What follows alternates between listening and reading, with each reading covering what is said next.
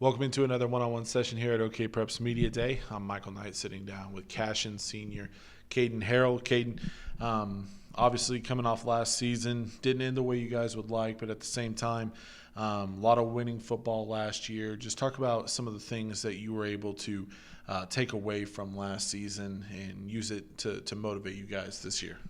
Overall last year, even though we didn't fulfill our goal of winning a gold ball, I formed a bond with my teammates that will never be broken. It was, last year was the first year that I actually felt really close to these guys. Everybody pitched in and just gave it their all, and that's all you can ask for. Sometimes some things don't work out the way you want it to, and that's what happens. We had a player suspended for state championship game. I was hurt. I couldn't run the ball. I could only play linebacker. So some things just contributed to maybe us not winning, and they made some plays and we didn't. So now, it's been 6 months since that, and I'm sure you've thought about it. You've talked a lot about it.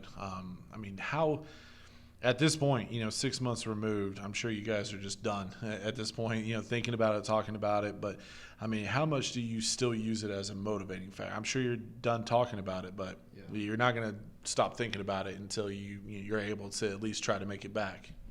I haven't even really watched the film yet over the game. I just can't. It just breaks my heart every time I even hear anything about it. But I know deep down, I know it's there. And every time maybe I wake up in the morning and I'm like, I really don't want to do this, I just think about letting my teammates down and wanting to win a state championship. I know that I've got to put in work, and maybe and I know for a fact that there's other teams out there that their players are putting in just as much work as me, so I got to just keep going every single day, not miss any days, not taking any days off. So now, going into this off season, obviously it's a little different with schools closing down and weight rooms not being open. How have you guys continued to work out and stay connected and things like that to continue, to build towards this season? Well, luckily a lot of us have had weight rooms to work out at, like the other senior lineman, Colton Southall. His dad has a barn. He bought a bunch of equipment, set it up out there. A lot of people were working out there. I worked out, thankfully, with my coach, Coach Robertson, our strength and O-line coach. We worked out at Chris Cochran's house. He had a gym at his house, and a lot of us just found ways to keep doing some stuff. Even if they didn't have gyms, they were running, doing push-ups, just whatever they could to stay in shape. Now we're a couple weeks back in, schools are starting to open up the weight rooms. You're able to start working out with your teammates again. How much fun has that been to get back with your team, to get back with the guys, to start building, anticipation, camaraderie, things like that going into 2020? It's awesome. This year, the attendance has been amazing so far. For the most part, every single week we've almost had 100% attendance. There'll be a couple guys missing, obviously, but we're trying to work our way there to 100% attendance.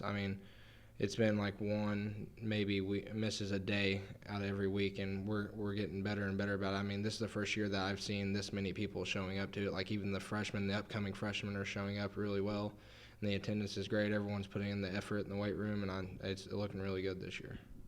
Talking with your coach a little bit before we sat down, you guys, you're not shying away from competition this year with the non-district schedule. You open things up on the road at Rejoice Christian. You have a couple other tough non-district games as well. How excited are you to really test yourself early on this year and know exactly, where you're at, going into September and October? I know that we're going to have some really tough games this year, and I'm excited about it because it's just going to really test us as a team because we have a lot of new guys, and it's just going to basically just put their nose to the grindstone and see what they're made of, really. Some of them hadn't even played in any varsity games, and they're just going to have to step up and play in these really big games. So we're just going to see how it works, but I'm really excited for it. I really am. Now, for you as an individual, you're starting to get noticed by some schools, starting to get recruited, some offers rolling in a little bit. What's that like for you, to be able to kind of, go from playing small-town high school football to being recruited by colleges, not only from Oklahoma but from surrounding states as well? It's awesome. I try to just keep my head on straight. I got to focus on my goal is to win a state championship in high school. So right now I'm just worried about getting done what I got to get done in high school, and I'll worry about all the college stuff after. I know I got to worry about it a little bit, but my main goal is to help all my teammates out the best I can, play the best football I can, and be the best teammate and the best student athlete that I possibly can right now in high school. Now you play both sides of the ball. You mentioned, not being able to run a little bit as far as a running back goes in the title game. When it comes to being recruited in the colleges that are talking to you, do they like you at running back? Do they like you at a different position, or are they looking at you on defense as a linebacker? Most of the colleges I've talked to have looked at me mostly for linebacker. I mean, there's a few of them that have looked at me for running back, but most of them, for the most part, are middle linebacker. Now, for this season going into 2020, what has to be different in your mind? You mentioned some of the things that could have been different in the title game, but what has to be different for Cashion not only to get back, but to win a gold ball? I mean, different.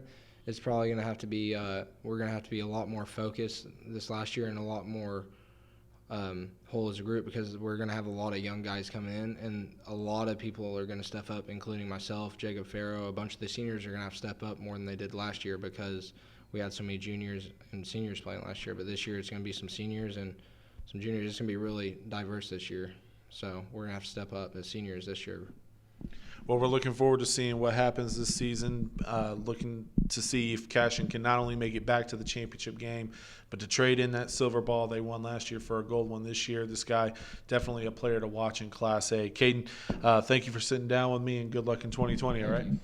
He's Caden Harrell. I'm Michael Knight, and this has been another one-on-one session here at OKPreps Media Day.